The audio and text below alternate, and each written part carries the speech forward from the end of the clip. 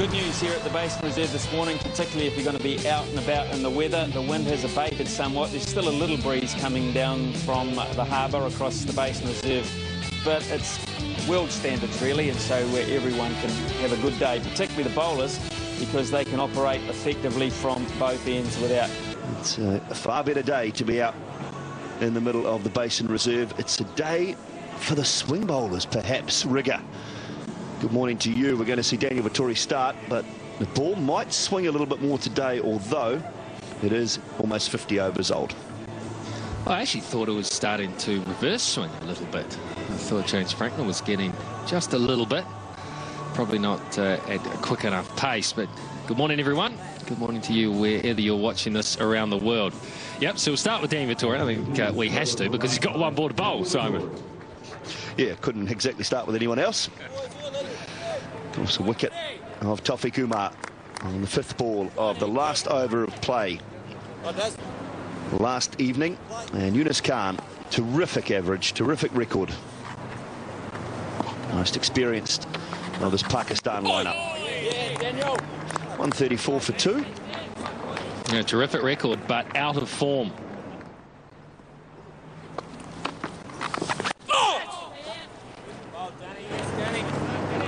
They actually made 300, which is effectively what they got.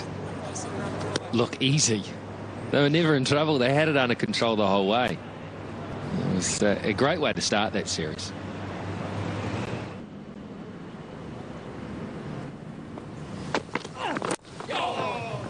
Little clip behind square leg. He's up another single there, but a little bit of swing early for Chris Martin here, Rigger.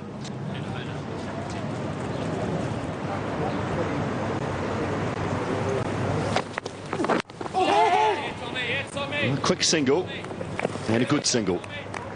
I'm not sure, to be honest with you, Rigger, that this surface is abrasive enough yet. There's still a lot of grass on the actual pitch itself.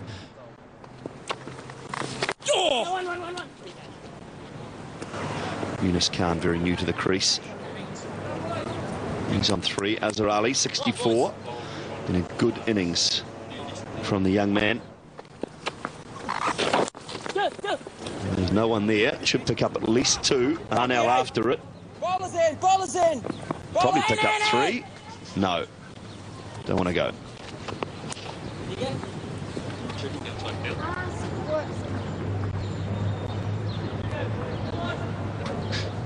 Vettori has got long off back.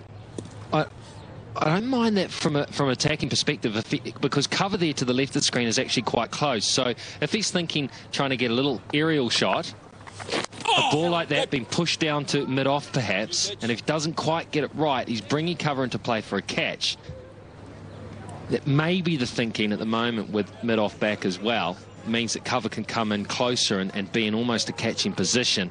If the ball does hold and the batsman gets a little bit heavy with the hands, trying to drive it down for one. Yeah, changes for the new player, Yunus Khan. Mid-off comes up into the one saving position. And it's 144 for 2.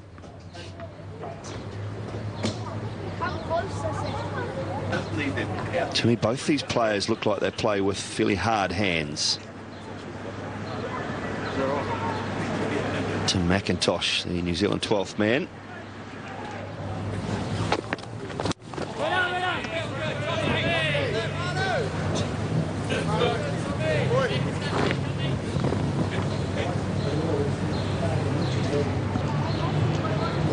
Still in pretty good nick, isn't it, the ball? That's the grass on the pitch, isn't it? It's, yeah, it just protects the shine and also protects the ball from getting too much wear and tear.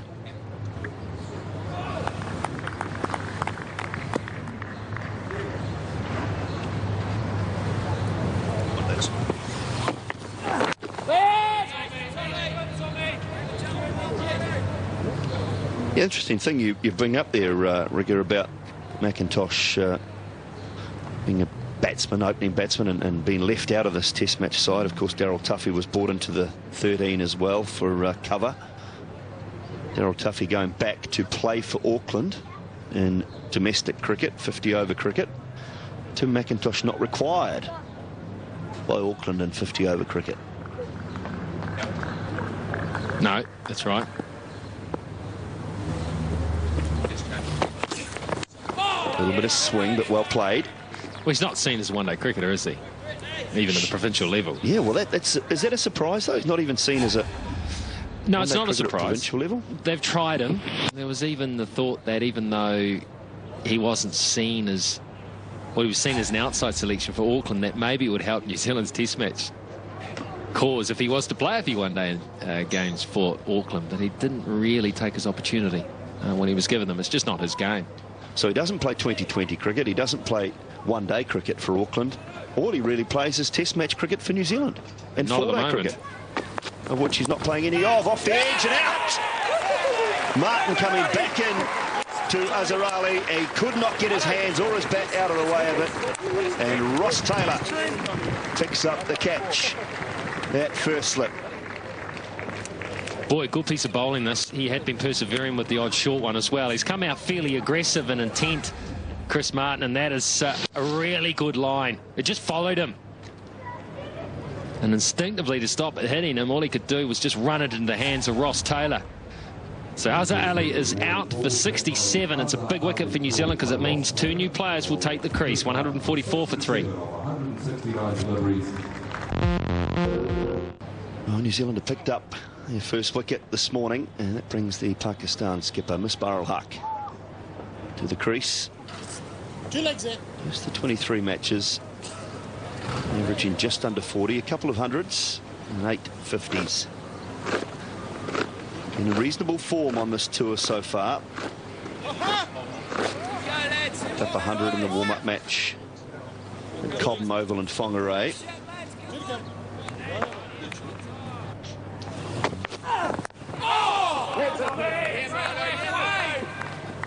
Really good, Wayne. Full.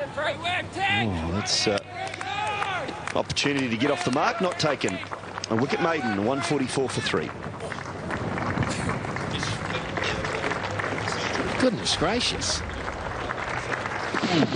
Well, there's the wicket again. Yeah. Beautiful, beautiful view of it, Ross Taylor.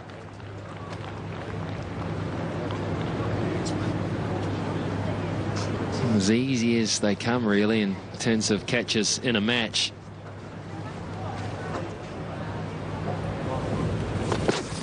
Oh, back in, angled. Inside edge there. A little bit of bounce as well, so some luck. Real good, boys. Well, he's troubled everyone in the spells he's bowled. I don't think he's been rewarded with the wickets that he probably deserves in either game so far. But he's caused trouble. Of all the New Zealand bowlers, he's probably caused the most trouble. The most shots like that. Nicely driven. Beautifully driven, in fact. And that will run away to the boundary for 4. Now, this will make Yunus Khan feel a lot better about himself and his form, because this is right out of the middle. Very good execution. Perfect cover drive. Often it just takes one stroke to just make things click when you're a little out of form. Look at that. Look at that. And the slips, and then Martin gupped till it gully. Just clipped away through mid-wicket, and that's nicely timed as well. I don't think Vettori will haul it back. No, he won't.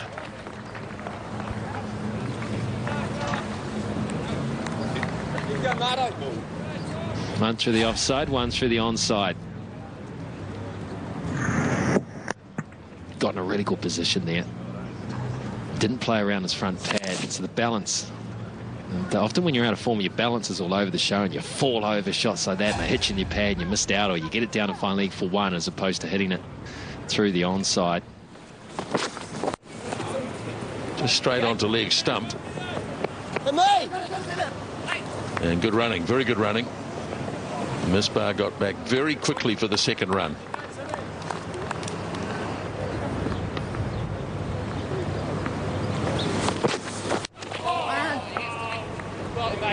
Pushed it away into the covers for a single off the last ball of that over. And it's 157 for 3. It's a good contest, very good contest. Yunus Khan looking decent, and Misbah-ul Haq has just arrived at the crease, and New Zealand will in need to separate the two. Another wicket at this stage, and really they'll be in it big time.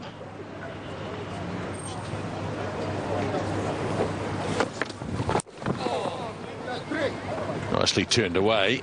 This will be a good contest as the fieldsman comes roaring around. And they get back for 3 runs. Well run by the 2 batsmen. It's looking good. Good balance. Nicely played with the roll of the wrist. The strike rate is good. He's timing the ball nicely. So all good things happening to Misbah-ul Haq in his initial phase of the innings. He's now on 6. Played that very late, but played it well. He's got to get a couple of runs as it goes down towards third man. Good line to attack him because it drew him out of his comfort zone, and he had to really angle the bat. Good thinking from Daniel Vettori. You can expect subtle variations from the experienced wily campaigner.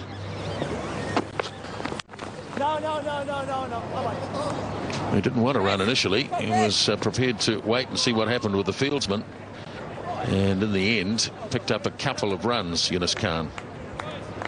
He's getting in good positions, Yunus Khan, and looking comfortable and confident.